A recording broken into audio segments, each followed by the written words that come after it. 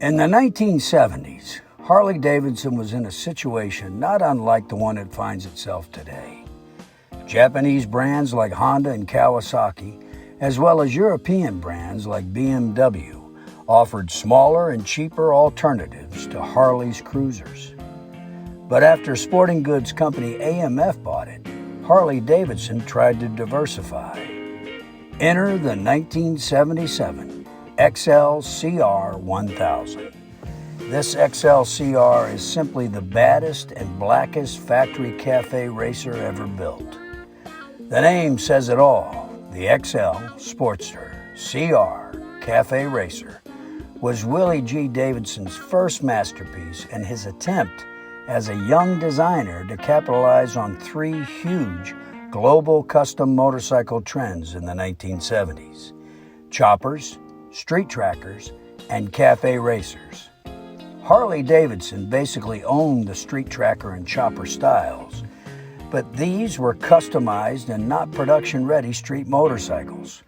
Regardless that the XLCH Sportster was still amongst the hottest street bikes around. American styling had evolved from dirt racing, not from the Grand Prix circuit, so Harley-Davidson had to develop a cafe racer without looking like a foreign machine. Willie G. Davidson managed to combine a flat track style tank and seat with a small fairing and low handlebars to create an XL Cafe Racer prototype in 1976. The 1977 XLCR was produced, becoming the fastest model in Harley-Davidson's lineup at 115 miles per hour. It's a 998cc V-twin rated at 61 horsepower and 52 foot-pounds of torque, linked to a 4-speed transmission.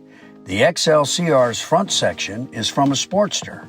The rear shocks and swing arm come from the XR 750 Racer. And unlike the normal Sportster, the XLCR has front and rear disc brakes. When it was new, the XLCR was the fastest bike in Harley-Davidson's lineup. A good rider could run the quarter mile in under 12 seconds, with a trap speed around 100 miles per hour. A buddy of mine that just bought a 1980 KZ1000 Kawasaki, which was one of the fastest bikes back in those days. We were just kidding around. He says, "I'm going to race you." And so we decided to race from the 405 freeway where it meets Ortega Highway or Highway 74 all the way to Lake Elsinore. I remember we went to a place that's currently called Hell's Kitchen, right outside of Lake Elsinore. And as you know, the Ortega Highway 74 is kind of a twisty, and it's meant to be for like cafe racer kind of bike. So I told him I was going to race him, and we raced. And he had this huge rocket ship Kawasaki, and I was on my Sportster motor-inspired cafe racer.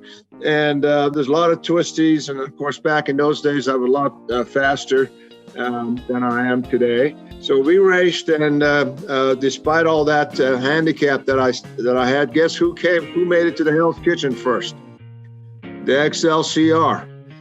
It may have been partially because of my riding skills, and it could have been the fact that it was a twisties and that KZ1000, if it was in a drag strip, he could have beat me all to hell. But anyhow, that was a huge trophy for me, or a huge accomplishment that I beat this KZ1000.